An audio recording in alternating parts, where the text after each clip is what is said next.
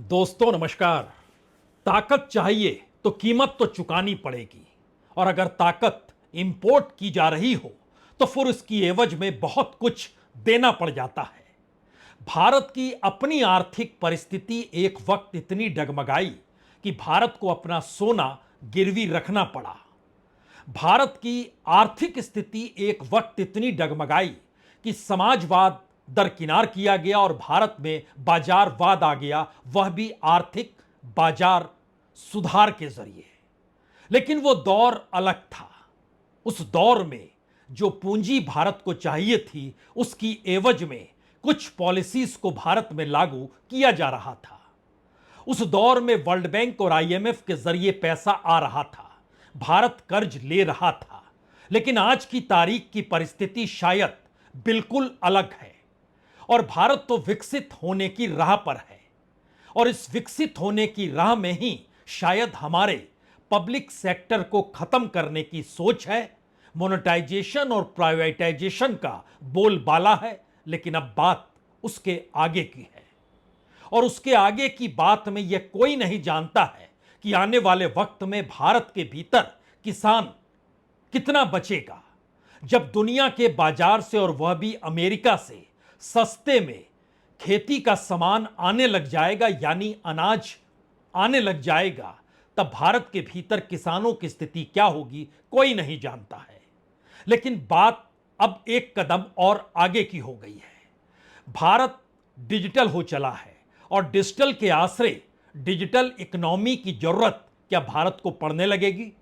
और digital economy का जोर शोर अगर अमेरिका के जरिए उभर रहा है, तो फिर आप उसे ना कैसे कहेंगे, जब वो आपके सबसे करीब का दोस्त हो, व्यापार को लेकर हो, टैरिफ को लेकर हो। और शायद संबंधों के आश्रय इस बीच चीन जिस लिहाज से पाकिस्तान के करीब है और खुले तौर पर ऐलान कर चुका है कि हर दृष्टि से वो पाकिस्तान की संप्रभुता और उसकी इंटीग्रिटी को लेकर अब इंफ्रास्ट्रक्चर के क्षेत्र में और कमोवेश अर्थव्यवस्था के हर क्षेत्र में साथ खड़ा होगा, तो फिर भारत के सामने विकल्प अमेरिका का ही बचेगा। तो अमेरिका के साथ होने वाले संबंध भारत में क्या कमाल करेंगे, यह सिर्फ अभी कयास लगाए जा सकते हैं। यह कयास इसलिए लगाने की जरूरत है क्योंकि डिजिटल इकोनॉमी भारत में कब आएगी, उसकी आहट सुनाई देने लगी है। भारत की पूरी डिजिटल व्यवस्था जिस इंटरनेट पे चलेगी, वह आखिरी पायदान पे खड़ी है, यानी इसके बाद अमेरिका या कहें एलन मस्क या कहें स्टारलिंक भारत में कदम रख देगा। सब कुछ इसी दौर में हो रहा है, और इस दौर में भारत की अपनी अर्थव्यवस्था कुछ इस तर्ज पे डगमगाई है कि दुनिया के बाजार में जब प्राइवेटाइजेशन होता है तो जनता पर बोझ नहीं डाला जाता है। यह मानकर चला जाता है कि सरकार अपने खर्चे कम करेगी। यह मानकर चला जाता है कि अब टैक्स कम देना होगा, और निजी क्षेत्र के जरिए डेवलपमेंट का काम तेजी से उड़ान भरेगा। लेकिन भारत की परिस्थिति बिल्कुल उलट है। उसमें वसूली इतनी ज्यादा हो गई कि बीते दिनों वह दुगने से ज्यादा सरकार वसूलने लग गई, और उससे जो मुनाफा मिल रहा है वो सरकार के खजाने में उसकी अपनी रईसी पर चला जाता है। तो चलिए आज बातों को उलझाते नहीं हैं, सीधे स्पष्ट तौर पर सामने खड़े हो जाते हैं। और सवाल पहले अमेरिका का, उसके बाद इस देश के भीतर पड़ने वाले असर को लेकर। भारत और अमेरिका के बीच इस वक्त सबकी नजर एग्रीकल्चर के क्षेत्र को लेकर है, जो कि तकरीबन $6.6 बिलियन का व्यापार दोनों देशों के बीच होता है। भारत अभी तक अमेरिकी एग्रीकल्चर प्रोडक्ट्स पर जो टैक्स लगाता था या टैरिफ लगाता था, वो 37.7% था, और अमेरिका जो भारत के एग्रीकल्चर प्रोडक्ट्स पर टैक्स लगाता था वो 2.6% था। अब या तो दोनों जीरो होंगे या फिर दोनों एक बराबर होंगे। और ऐसे में भारत के भीतर अमेरिका का जो व्हीट है, कॉटन है, कॉर्न है, मेज है, जो भी चीजें हैं जो ज्यादातर इस दौर में अमेरिकी राष्ट्रपति ट्रंप के अपने वोटर्स की सूची में आती है, और जिन इलाकों से आती है वहां से भारत में माल आने लग जाएगा। यह तो पहली स्थिति है। दूसरी परिस्थिति कहीं ज्यादा क्रूशियल है। क्रूशियल इसलिए है, बांग्लादेश में स्टारलिंक कल से शुरू हो गया। पाकिस्तान में पहलगाम की घटना के बाद क्रिप्टो करेंसी और खास तौर से अमेरिकी राष्ट्रपति ट्रंप और उनके परिवार की जो कंपनी है, उसके जरिए समझौता पाकिस्तान की कंपनी ने कर लिया। यानी क्रिप्टो करेंसी की दस्तक पाकिस्तान में हो गई, स्टारलिंक की दस्तक बांग्लादेश में हो गई। स्टारलिंक भारत के भीतर आने को बेचैन है, एक आखिरी पायदान पर अटका हुआ है। और इन परिस्थिति में अगर क्रिप्टो करेंसी भी सहमति बन जाती है तो सोचिए, ना करेंसी आपकी, ना उस करेंसी को लेकर जो डील होती है उसकी टेक्नोलॉजी आपकी, वो सब कुछ अमेरिका का। और इस दौर में बैंकिंग सेक्टर बड़ा मायने रखता है। और बैंकिंग सेक्टर का ही भारत में यह कमाल है कि एक साल में उसने पिछले साल की तुलना में तकरीबन 3,500 करोड़ रुपए जनता से, यानी जो उसके ग्राहक हैं, उससे ज्यादा वसूल कर लिए। और यह भी पहली बार होगा कि 48 घंटे के बाद आरबीआई का बोर्ड जो बैठक करेगा उसमें वो तय करेगा कि जो बैंकों का मुनाफा है उसकी कितनी ज्यादा पूंजी सरकार को बतौर डिविडेंड दी जाए। यह 2.5 लाख से 3 लाख करोड़ तक के बीच की स्थिति है। यानी एक वक्त आरबीआई पैसा अपने पास रखता था जिससे कोई बैंक अगर घाटे में आ जाए, नुकसान में हो जाए, बंद की परिस्थिति हो जाए तो फिर उसे बचा लिया जाए। लेकिन अब सारा पैसा सरकार को चाहिए, तो सरकार को देने के लिए बोर्ड की बैठक 48 घंटे बाद यानी 23 तारीख को होगी। और खास तौर से भारतीय बैंकों पर दुनिया के बड़े प्राइवेट सेक्टर की नजर भी है और भारत भी बेचने को तैयार है। सिर्फ वो चाहता इस दौर में जो एनपीए है वो बुक ठीक हो जाए और एक नई परिस्थिति बनती चली जाए। लेकिन लौटिए दोबारा इस बात को लेकर, और इसकी शुरुआत चूंकि इस वक्त अमेरिका में भारत के कॉमर्स और इंडस्ट्री मिनिस्टर पीयूष गोयल मौजूद हैं और वहां पर वो अपने समकक्ष जो वहां के मंत्री हैं उन मंत्री के साथ बैठक कर रहे हैं।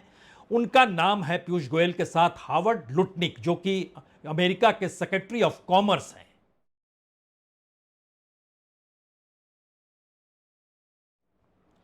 लेकिन आप ध्यान इस बैठक पे मत लगाइए, यह तो टैरिफ को लेकर बैठक है। आपकी नजर तो होनी चाहिए कि ट्रंप की क्रिप्टो करेंसी और मस्क का इंटरनेट सर्विस, यानी ना करेंसी आपकी ना इंटरनेट आपका, तो बचेगा क्या? और क्या वाकई इस दौर में अमेरिका की करीबी या अमेरिका के साथ बड़े व्यापारिक समझौते की नींव जो है वो दरअसल क्रिप्टो करेंसी और इंटरनेट सर्विस पर आकर टिक गई है? क्योंकि स्टारलिंक को भारत सरकार ने सब कुछ दे दिया है, डाटा लोकलाइजेशन दे दिया है, सुरक्षा की गारंटी दे दी है, स्पेक्ट्रम आवंटन कर दिया गया है। और अब भारत में स्टारलिंक की जो शुरुआत होगी उसमें सिर्फ अंतरिक्ष विभाग के तहत जो नोडल एजेंसी इन स्पेस से अब मंजूरी मिलनी है, जो माना जा रहा है कि हफ्ते भर के भीतर यह मिल जाएगी। यह कमाल अमेरिका कैसे भारत की भीतर इकोनॉमी को लेकर करेगा और आप पर क्या असर पड़ेगा, उसको और जानने से पहले यह समझ लीजिए, कल तक झगड़ा होता था मित्तल और अंबानी के बीच में, यानी जियो और एयरटेल के बीच में। अब दोनों स्टारलिंक के साथ खड़े हैं। और स्टारलिंक का मतलब यह है कि अभी तक भारत जो क्रिप्टो करेंसी की दिशा में नहीं बढ़ रहा था, उसके पीछे अक्सर यह कारण अंतर्राष्ट्रीय मंच पर बताए जाते थे कि भारत में अभी भी इंटरनेट गांव में, पहाड़ी इलाकों में, सुदूर इलाकों में, जंगलों में तो है ही नहीं, तो हम डिजिटल इकोनॉमी पूरे देश में कैसे लागू कर सकते हैं? लेकिन स्टारलिंक की तो यह खासियत है, वो गांव हो, पहाड़ी क्षेत्र हो, जंगल हो, यानी लो अर्थ ऑर्बिट में जो छोटे सैटेलाइट्स के जो नेटवर्क होते हैं उसके माध्यम से इंटरनेट की हाई स्पीड शुरुआत हो जाती है। और यह काम स्टारलिंक बाखूबी करती है और इसमें एयरटेल और जियो साथ खड़े हो गए। जियो का कहना है कि अपने रिटेल स्टोर और ऑनलाइन प्लेटफॉर्म के जरिए स्टारलिंक के उपकरण को वह बेचेगी। कल्पना कर रहे हैं, जिस जियो की शुरुआत ब्रांड एम्बेसडर में प्रधानमंत्री मोदी के चेहरे के साथ 2015 में की गई थी, अब वो तैयार है कि वह ऑनलाइन प्लेटफॉर्म के जरिए स्टारलिंक के उपकरण को बेचकर ही संतुष्ट हो जाएगा। और उसका कहना है कि देखिए, इससे इंटरनेशनल प्रक्रिया को आसान बनाया जाएगा। दूसरी तरफ एयरटेल का कहना है कि दरअसल स्टारलिंक की सेवाओं को जोड़कर ग्रामीण इलाकों में इंटरनेट को पहुंचाएगा। वो उसका काम इसको पहुंचाने का होगा और भारत में एक डिजिटल रेवोल्यूशन होगा जो कि आपदा सेवा और सैन्य संचार में भी मदद करेगा। लेकिन एक क्षण के लिए सोच लीजिए, ये इंटरनेट सर्विस आपकी नहीं है, ये अमेरिका की है। वो आपदा का क्षेत्र हो या फिर सैन्य संचार की व्यवस्था हो, सेना से जुड़े संचार की व्यवस्था क्यों ना हो, उसके माध्यम से ही आप चलेंगे। अब इसके बाद यह है कि इस दौर में जो गवर्नमेंट ऑफ इंडिया, उसने 5 तारीख को, बीती 5 तारीख को स्टारलिंक को सैटेलाइट कम्युनिकेशन से जो सेवाएं हैं उसके लिए लेटर ऑफ इंटेंट जारी कर दिया। चूंकि अब एक अंतिम इन स्पेस का चक्कर है और इन सब के बीच दूसरा सवाल है, जैसे ही सैटेलाइट की व्यवस्था होगी तो क्या ट्रंप जो मेमेक्वाइन, जो कि उनके अपनी फैमिली की जो कंपनी है उसके जरिए, जो वर्ल्ड लिबर्टी फाइनेंशियल जो कंपनी है उसके जरिए उसकी भारत में एंट्री होगी।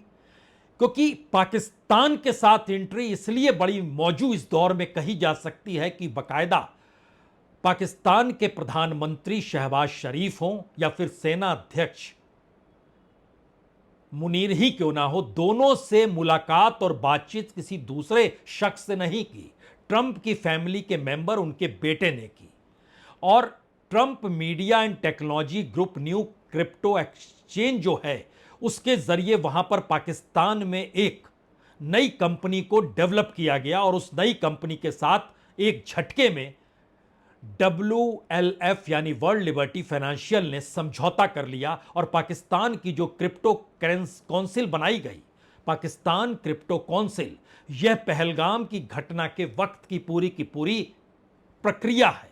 और इसमें बाकायदा पाकिस्तान ने जिसे सलाहकार रखा वह कोई दूसरा शख्स नहीं बल्कि दुनिया के जो लार्जेस्ट क्रिप्टो करेंसी एक्सचेंज है बाइनेंस, उसके साथ जुड़े रहे हैं। जिन्होंने खड़ा किया वो सलाहकार के तौर पर चंगजे पेंग झाओ उनका नाम है, उनको अपने साथ जोड़ा। और फिर चूंकि जिस कंपनी में डील हुई उसमें ट्रंप फैमिली के 60% स्टेक है और ऑब्जेक्टिव जो अमेरिका का है वो बहुत साफ है कि इस्लामाबाद को साउथ एशिया का क्रिप्टो कैपिटल बनाया जाए। करेंसी सीमा नहीं देखती है, वो बॉर्डरलेस होती है। भारत और पाकिस्तान के बीच की सीमा या कश्मीर को लेकर जो सोच पाकिस्तान और भारत के मद्देनजर अमेरिकी राष्ट्रपति की है, वो दरअसल इन दोनों देशों के ऐतिहासिक संबंधों को नहीं देख रहे हैं, वो करेंसी को देख रहे हैं, वो इंटरनेट सेवाओं को देख रहे हैं और वो जान रहे हैं कि कैसे चीजों को आगे बढ़ाया जाए। इसीलिए जो कंपनी वर्ल्ड लिबर्टी फाइनेंशियल है, आप कह सकते हैं ये डील, ये समझौता जिस तेजी के साथ हुआ उसमें ट्रंप के बेटे स्टीव की मुलाकात बाकायदा शहबाज शरीफ और असीम मुनीर के साथ हुई। और यह भी कह सकते हैं कि इस दौर में उनके परिवार के दूसरे सदस्य भी, वो चाहे एरिक हो, चाहे डोनाल्ड ट्रंप जूनियर के तौर पर हो, जो ब्रदर इन लॉ जो उनके जैरेड कुशनेर है वो उनके तौर पर हो, ये सारी चीज़ों को आप समझे तो क्या एक नई प्रक्रिया में भारत उस दिशा में जा सकता है। जबकि आरबीआई बार बार चेताता रहा है कि इससे इकोनॉमिक इम्बैलेंस हो जाएगा अगर क्रिप्टो करेंसी आ गई तो। बड़ा दबाव था और 2022 में भारत ने क्रिप्टो करेंसी को मान्यता दी, लेकिन यह कहकर दी कि जो मुनाफा होगा उस पर 30% टैक्स देना होगा। लेकिन इस दौर की परिस्थिति बिल्कुल इसलिए अलग है क्योंकि स्विट्जरलैंड, उसने बिटकॉइन को अलाउ कर दिया है, यानी वहां टैक्स पेमेंट भी आप बिटकॉइन के जरिए कर सकते हैं। दुबई ब्लॉकचेन के जरिए चलता है, दुबई कॉइन बाकायदा चल रही है। अल सल्वाडोर बिटकॉइन को लीगल टेंडर मान लिया गया है। वेनेजुएला, एस्टोनिया, भारत में अभी तक इसको नहीं लाया गया। तो क्या ये एक नया दबाव है या फिर जो भारत अपने आप को प्रोजेक्ट कर रहा है प्रधानमंत्री मोदी के जरिए कि हम विकसित देश होंगे, 2030 तक $7 ट्रिलियन की हमारी इकोनॉमी होगी, तो क्या ये संभव है बिना ब्लॉकचेन टेक्नोलॉजी में घुसे बगैर? ये बात अमेरिका के अधिकारी कहने से भारत को चूक नहीं रहे हैं। यानी एक ऐसी परिस्थिति में भारत आकर खड़ा है जहां पर सवाल सिर्फ टैरिफ और उस व्यवस्था का नहीं है जिस व्यवस्था के आश्रय भारत कहे कि करेंसी तो हमारी है, संप्रभुता तो हम आंच आने नहीं देंगे। लेकिन एक झटके में इस सीजफायर के दौर में अमेरिका की पहल ने एक चीज जतला दी कि वह अब दुनिया को जिस नजरिए से देखना चाहता है उसमें अमेरिका के भीतर की परिस्थिति बिल्कुल वो अलग बनाने को बेचैन है। और जानकर हैरत नहीं होनी चाहिए कि भारत में जो प्राइवेटाइजेशन है उससे जनता पर बोझ पड़ता है, लेकिन अमेरिका की दृष्टि इसको लेकर बिल्कुल अलग है। और भारत की इस दौर में जो घेराबंदी है उसको इस रूप में भी समझिए कि पाकिस्तान के साथ अगर क्रिप्टो करेंसी की डील हुई है तो बांग्लादेश में स्टारलिंक कल ही शुरू हो गया, और उसकी शुरुआत में जो मंथली पेमेंट लिया जा रहा है वो वहाँ 6,000 टका है, भारत के हिसाब से 4,208 रुपये है। दूसरा मंथली है 4,200 टका है, 2,944 रुपये है। उसमें अनलिमिटेड डाटा आप यूज़ कर सकते हैं और स्पीड 300 MBPS की होगी। यह मैसेज इस बात की दिशा में ले जाता है क्या वाकई एग्रीकल्चर का क्षेत्र, इंटरनेट का क्षेत्र, क्रिप्टो करेंसी का क्षेत्र और जो प्राइवेटाइजेशन की दिशा में भारत को बढ़ाना है उसमें क्या प्रधानमंत्री मोदी या अतीत से भारत के भीतर जो लोगों के ऊपर टैक्स का बोझ है क्या उसको कम किया जा सकेगा या नहीं किया जा सकेगा। यह इसलिए बड़ा महत्वपूर्ण है क्योंकि कतर के जो वहां पर डोनाल्ड ट्रंप जूनियर जब मौजूद थे तो उनसे पूछा गया कि लगातार अमेरिका के ऊपर कर्ज बढ़ते चला जा रहा है, तो डोनाल्ड ट्रंप जूनियर का कहना है कर्ज की चिंता नहीं, हमारी चिंता है कि हमारे यहां जो वर्किंग क्लास है उसके ऊपर कोई टैक्स नहीं लगे, इसीलिए हम प्राइवेटाइजेशन और बाहर के इन्वेस्टमेंट को अपने देश में लाना चाह रहे हैं। और कतर के इस इकोनॉमिक फोरम में वो क्या कह रहे हैं खुद सुन लीजिए। Because of the growth that's coming in there. Again, you've seen in 10 days the amount of investment that's coming into the United States. That's going to trickle down through all of the people. And that's not just for the benefit of the rich, bringing back certain manufacturing and elite manufacturing so that we actually have highly trained people in those businesses. That's going to be incredibly important for the middle class. And that's what my father's done this for, right? I promise you. It was far easier being a real estate developer from New York City. I used to be invited to all the cool person parties. We didn't have these things. He got into this game because he was sick of seeing what happened to the people that he knew, loved, and learned from, because he wasn't your typical New York City billionaire. He was good as a developer because he spent time on the ground with real people, the construction workers. He listens to their opinions. He heard what was happening. He knew it, and he heard it for years, and he got sick of it. यानी Donald Trump junior ये कह रहे हैं कि उनके पिता Donald Trump जिस economy के रास्ते चल पड़े हैं उसमें किसी भी अमेरिका को टैक्स ना देना पड़े उस दिशा में कदम बढ़ा रहा है। और इन्वेस्टमेंट जो है वो सिर्फ रईसों के लिए नहीं है बल्कि वर्किंग क्लास को भी कैसे लाभ मिले उस दिशा में ले जाना चाहता है। अब इसके ठीक समानांतर भारत के भीतर घुसिए। भारत में राजनीति या कहें सत्ता का जो अपना साइज है वो कम नहीं हुआ है, सत्ता पर होने वाला खर्चा यानी गवर्नमेंट का खर्चा कम नहीं हुआ है। प्राइवेटाइजेशन हुआ, अलग अलग मिनिस्ट्रियों के भीतर अलग अलग कामों को लेकर मोनेटाइजेशन की व्यवस्था की गई। और ध्यान दीजिए जो एक नेशनल पाइपलाइन बनाई गई उसके जरिए इस देश के इंफ्रास्ट्रक्चर में कैसे प्राइवेट सेक्टर को साथ में लिया जाएगा इसका पूरा कच्चा चिट्ठा बजट के दौर में रखा गया। लेकिन जनता को क्या कोई लाभ मिला, यह सवाल शायद भारत की अपनी इकोनॉमी और मौजूदा वक्त में प्रधानमंत्री को भी कटघरे में खड़ा तो करता है, क्योंकि दुनिया भर में कोई अगर पैसे के जरिए अपनी जनता को टैक्स से मुक्ति दिलाने का जिक्र करे और भारत में टैक्स बढ़ता चला जाए, ऐसे नहीं समझेंगे। आप ये सोचिए 48 घंटे के बाद यानी 23 मई को आरबीआई के सेंट्रल बोर्ड की बैठक होनी है। उसमें यह तय होगा कि जो पैसा आता है जो डिविडेंड के तौर पर आता है उसमें क्या हमको अब इकोनॉमिक कैपिटल फ्रेमवर्क को रिवाइज करना चाहिए, क्योंकि पहले सारा पैसा कॉन्टिजेंसी रिस्क बफर में रखा जाता था। और ध्यान दीजिए मोदी सरकार के दौर में ही आरबीआई ने 50,000 करोड़ से बढ़ाते बढ़ाते पिछली बार 2,10,874 करोड़ रुपए डिविडेंड के तौर पर दिए और इस बार वो तकरीबन 3 लाख करोड़ रुपए देने को तैयार है। आप कहेंगे अच्छा आरबीआई दे रहा है इसमें क्या दिक्कत है, लेकिन बैंकों को लाभ वो हमारी और आपकी जेब से जाता है। आप कहेंगे कैसे, हम एक लिस्ट पढ़ देते हैं जिससे एक तस्वीर और साफ हो जाएगी। यह लिस्ट कहती है कि डेबिट कार्ड जो रिपिन बदलते हैं उसमें 50 रुपए लिए जाते हैं, डेबिट कार्ड रख रखाव चार्ज 250 से 800 रुपए तक है, बैंक खाते में मोबाइल नंबर ईमेल उसको अगर आप बदलते हैं तो 50 रुपए है और जीएसटी अलग से है। एसएमएस अलर्ट जो भेजा जाता है 10 से 35 रुपए प्रति 3 महीने में। खाता रख रखाव चार्ज 500 रुपए लिया जाता है। ब्रांच से जो कैश आप निकालते हैं उसमें 5 बार के बाद 75 रुपए हर निकासी में लिया जाता है। पोस्टल चार्ज 50 से 100 रुपए लिया जाता है। डिमांड ड्राफ्ट 5 से 10,000 तक 75 रुपए लिया जाता है। हस्ताक्षर के सत्यापन का भी खर्चा 100 रुपए का है। ग्राहक की कमी से अगर चेक वापस हो जाए तो 150 रुपए कट जाते हैं। बैंक भुगतान को रोकने के लिए जो आप आग्रह करते हैं उसमें प्रति चेक 200 रुपए लिए जाते हैं। डुप्लीकेट पासबुक एंट्री 50 रुपए प्रति पेज लिया जाता है। डुप्लीकेट पासबुक में 100 रुपए लिया जाता है और खुद बैंक बतलाता है कि हम जो वसूली कर रहे हैं पिछले साल की तुलना में इस बार हमने तकरीबन 3,500 करोड़ रुपए ज्यादा वसूल ले लिए हैं। और जनता से जो वसूली कर की जाती है और सरकार को जो लाभ दिया जाता है तो कोई भी कहेगा कि जनता से आप क्यों वसूल रहे हैं, आप कम लाभ लीजिए। क्योंकि जनता की वसूली अगर आप 30,000 करोड़ रुपए रोक देते हैं तो एक लिहाज से हमारा पब्लिक सेक्टर बैंक जो है वो फ्री हो जाएगा।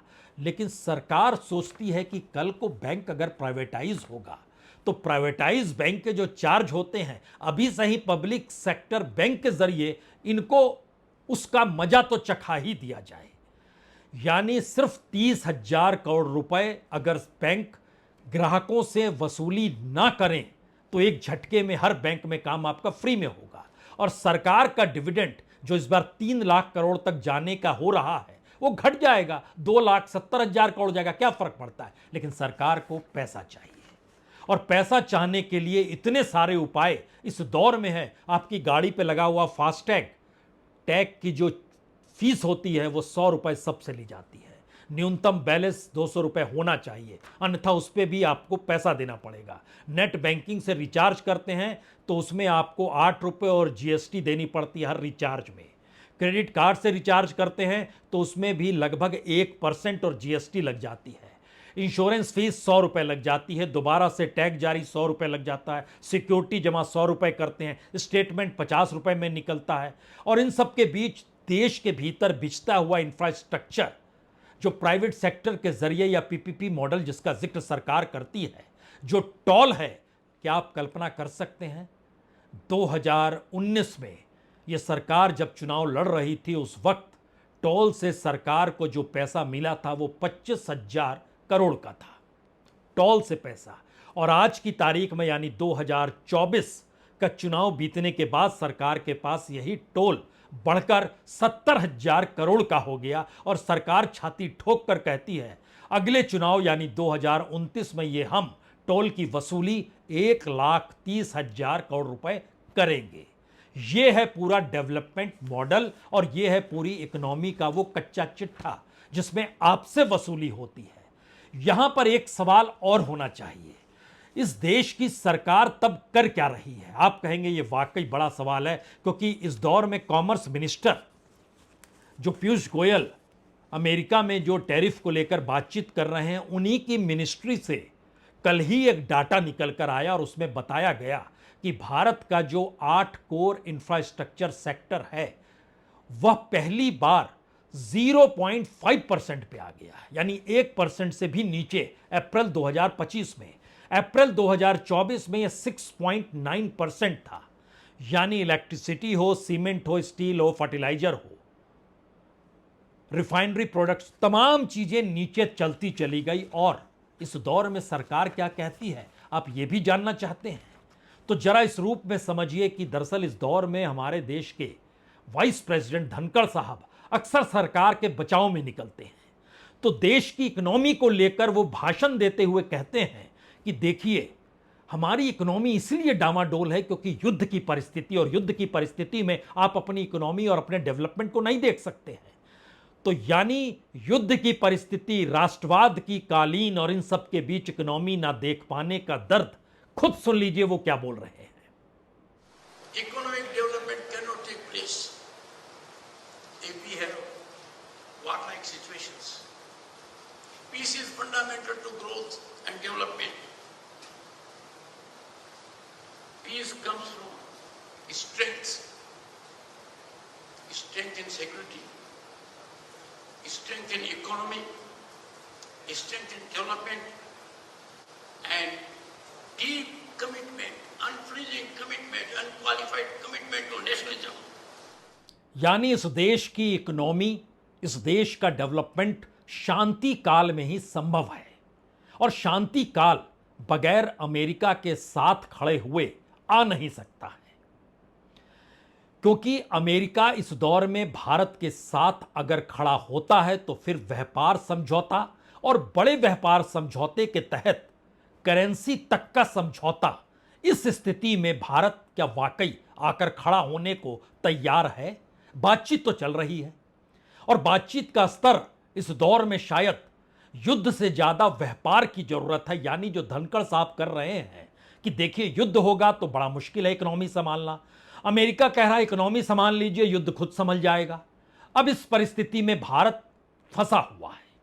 प्रधानमंत्री मोदी आज डेलीगेशन दुनिया भर में टेररिज्म और पाकिस्तान को सीख देने के लिए भेज तो रहे हैं, लेकिन इन तमाम डेलीगेशन का पैसा भी तो टैक्स पेयर का पैसा है, और टैक्स को लेकर अमेरिका इतना संवेदनशील है कि वो कह रहा है हमारे यहां इन्वेस्टमेंट करते चले जाइए, हम वर्किंग क्लास और हमारे यहां से कोई आप टैक्स की जरूरत पड़ेगी नहीं वहां के अमेरिकन्स को देने के लिए। यानी वो अपने नागरिकों को सुविधा देने की दिशा में बढ़ रहे हैं।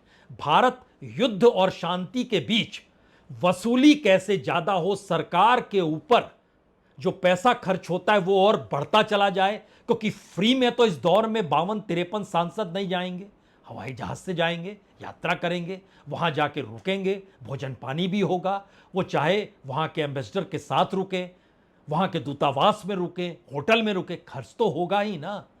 लेकिन बावजूद इसके एक तरफ इस दुनिया की इकोनॉमी के आसरे दुनिया में युद्ध को खत्म करने की सोच, और दूसरी तरफ युद्ध खत्म हो जाए तो इकोनॉमी बढ़ाने की सोच, और इन सब के बीच पहली बार बड़े समझौते जो भारत की रीढ़ पर सीधा हमला करने को तैयार हैं, वो प्राइवेट सेक्टर के हाथों में सब कुछ सौंपना, एग्रीकल्चर के क्षेत्र में किसानों के सामने अमेरिकी एग्रीकल्चर की चुनौती को खड़ा करना, भारत के भीतर पूरा डिजिटल सिस्टम इंटरनेट के आसरे वह भी अमेरिका के स्टारलिंक के भरोसे चलाना, और क्रिप्टो करेंसी की आहट धीरे धीरे सुनाई देते चले जाना, जो कि एक खतरनाक परिस्थिति में भारत को आर्थिक गुलामी की दिशा में ले जाएगी या नहीं ले जाएगी, या फिर भारत वाकई विकसित हो जाएगा। आपको जो सोचना है सोच लीजिए, लेकिन भारत की अपनी आर्थिक स्वावलंबन की परिस्थिति पहली बार